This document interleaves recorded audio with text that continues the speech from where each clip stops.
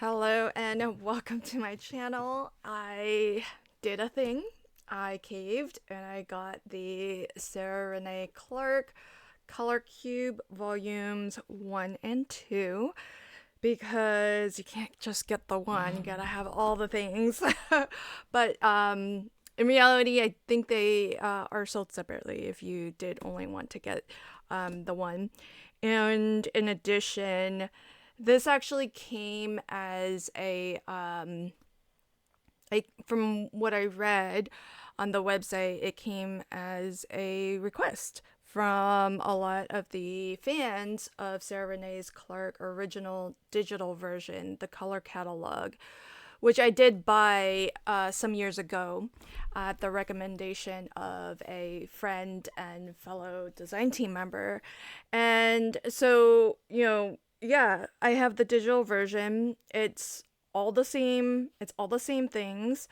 So the question is, why get the physical version? The digital one's nice. It's clickable.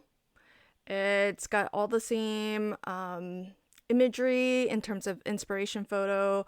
The information's the same. It's got the colors, the RGB values, CMYK values, all of that. And I haven't opened this yet, but from what I've seen in photos, this is all the same thing, just made into a physical product. And so I'll go ahead and open this for the first time.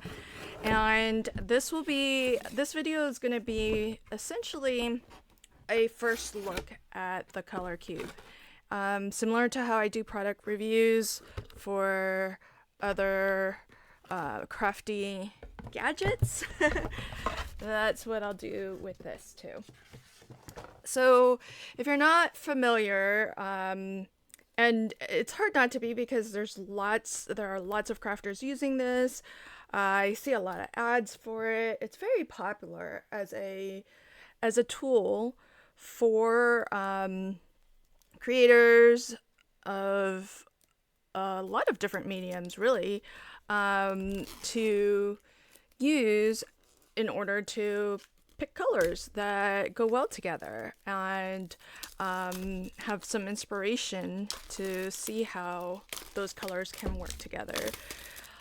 If you've watched any of my videos, you probably know this already. I struggle with colors. I often use the same colors over and over again, like teal, because they're my favorites, because I'm comfortable with them, because maybe I've just found a combination that I like, and so that's what I go with. And so the reason why I got the digital version was to change that.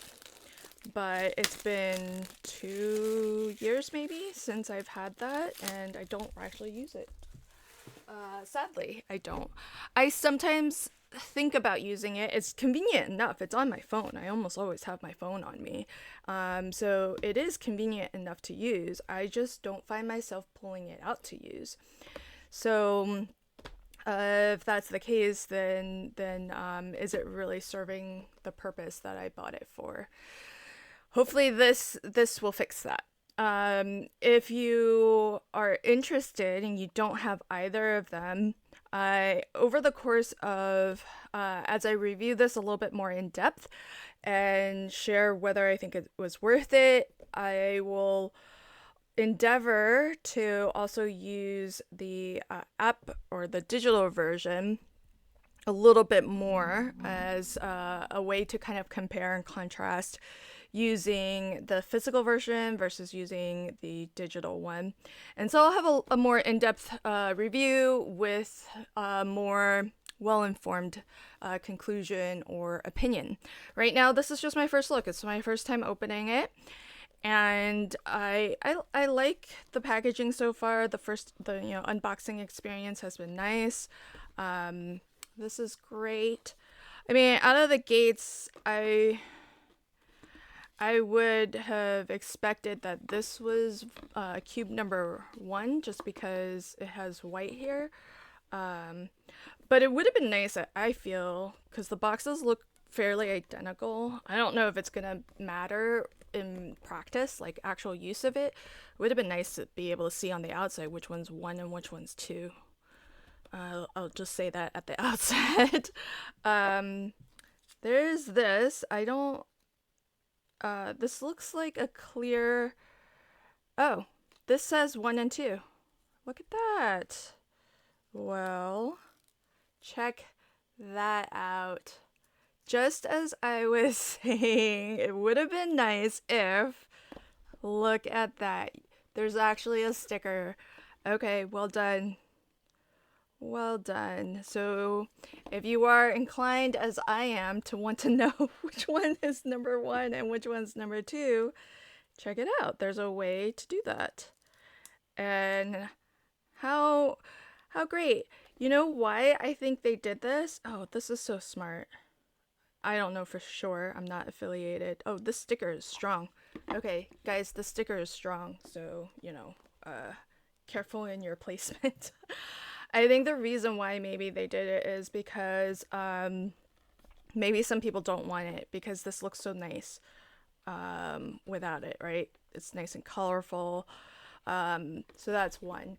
Maybe another reason is if you tend to have this on your shelf, maybe you want to put it here, front facing as opposed to the top.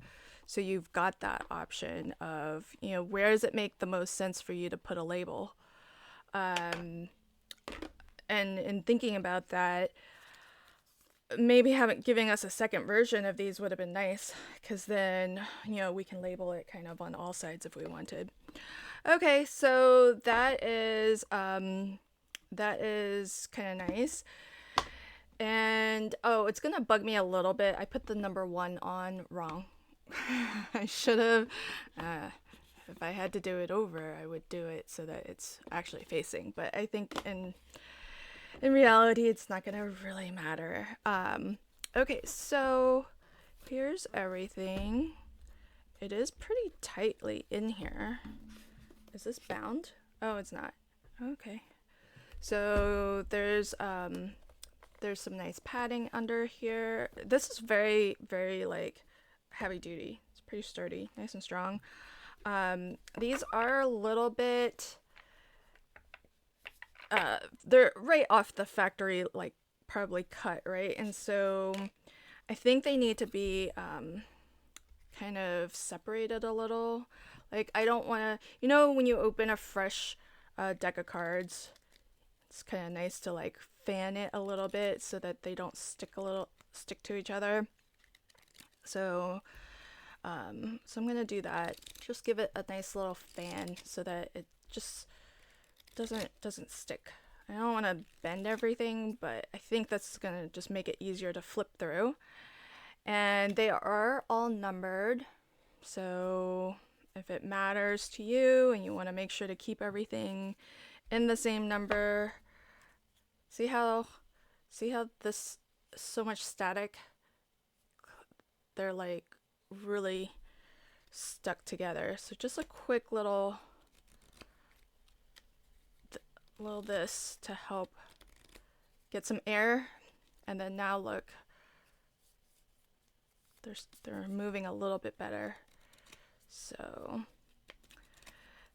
and of course the hope is once I use them more, it's gonna be even more easy.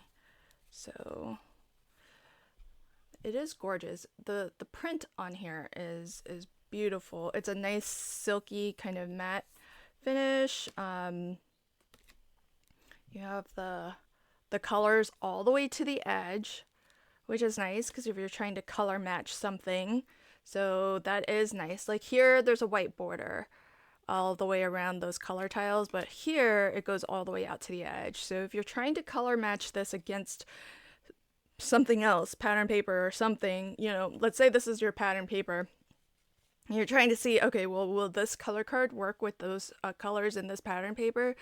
It's a lot easier to take this right to, the print that you're trying to match it to than it is this, where your eye has a barrier of that white, which can, have a little bit of an optical illusion sometimes. It can make things a little bit lighter or a little bit darker. So there's that. So I'll go through and I'll kind of, do that little fanning on these, but they're nice. It's heavy for sure because there's a lot of cards in here. There's quite a lot of cards in here, so you're getting like a huge resource really, and a lot of color combinations that I wouldn't think to put together, and that's the reason I got it, because I'm not that adventurous with my colors, so this hopefully will help me to change that. So there's an instruction which says how to use it. Oh, see how this even says it, how to match colors. The colors on the back of each card are printed to the edge, so you can place them right up against your media. There you go. There's hex codes if you want to take this into digital art that you're doing. Now, the only thing I would say is that it is hard to like get in here and then get like a single specific card out, because there's not a lot of room, and so that, in terms of usability, is kind of a little bit of a challenge, because like if you get in here, like just to get in there and I can't even see the color, the number barely, as I have to kind of really be on top of it to see the number if there was like a specific number. So there is that, and it is kind of hard to, I will say one thing is that the digital one seems like it's easier to look for teals, let's say.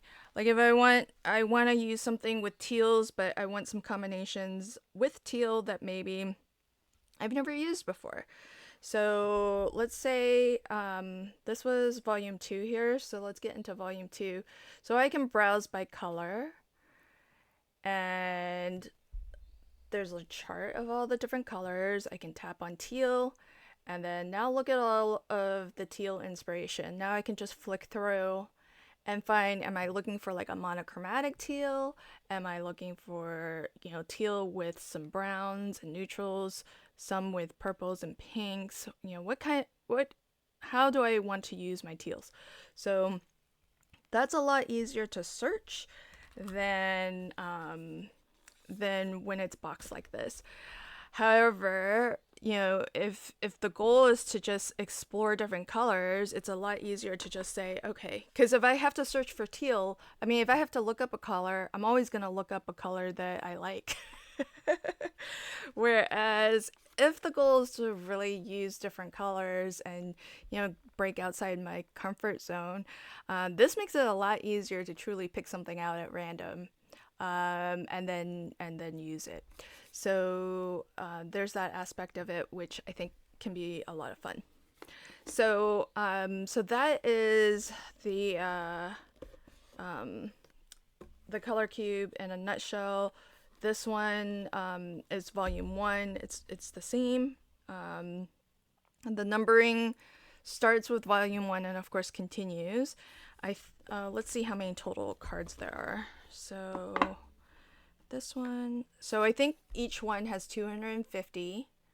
Each box has 250 cards, and you can kind of see how a lot of what has been kind of put into these color cubes, a lot of the inspirations from nature.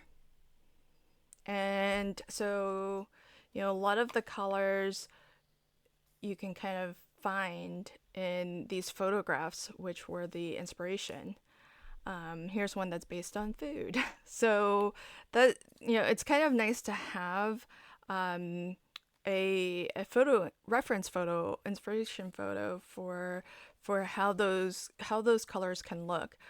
And as I mentioned, if you go to the back, you have the colors all the way to the edge. You have a name for it, the hex code if you want to take it digitally. You have additional kind of light, mid, and dark to go with. Although, I mean, I don't know if this is just for looks, because there's not like there's not a reference to how you find those colors. So I don't know how useful those are in practice. Whereas if you have the digital version, now you could print this out, the digital version. And what you get on the card is essentially this swatch here, but look at what's down here. So down here, there is actually empty tiles where you can do a little swatching of light, mid, dark in whatever medium you happen to use or like to use. And so that is something that, you know, it's a lot of pages to print, because, you know, this would print on an 8.5 by 11. And so if you printed it, both sets, that's 500 pages. Maybe you print two pages to one sheet of paper, and that's still, you know, 250 sheets of paper. It's like a ream of paper. So it's a lot, and it's not going to be as compact as this, but it's definitely a different type of resource. So so that's a quick look at the Color Cube. I'm when I get something physical, I do like when it's high quality, you know, to the touch. Like, the cards are high quality. Each card is thick. It's got a very I have a preference for that sort of silky finish, so I like that. And the color looks beautiful. It's nice and saturated. It's well printed, and I like how it's been set up. You know, the information that you get, the color that goes all the way to the edge, all of that seems like it's been really well thought out. So I'm gonna use this. You'll probably start seeing it maybe in some videos, and probably a lot of it's going to be off camera, but I will endeavor to use it over the next couple months, and I'll let you know if I am still using it and how I think it compares to the digital one. I'm going to try to give using both of them an honest go at it, and I'll report back. So thank you for checking out this video. If you want to get a closer look at this and or the digital version, I'll leave links to everything in the description box below, and those will be affiliate links. So if you do make a purchase, then I'll earn a small commission at no additional cost to you.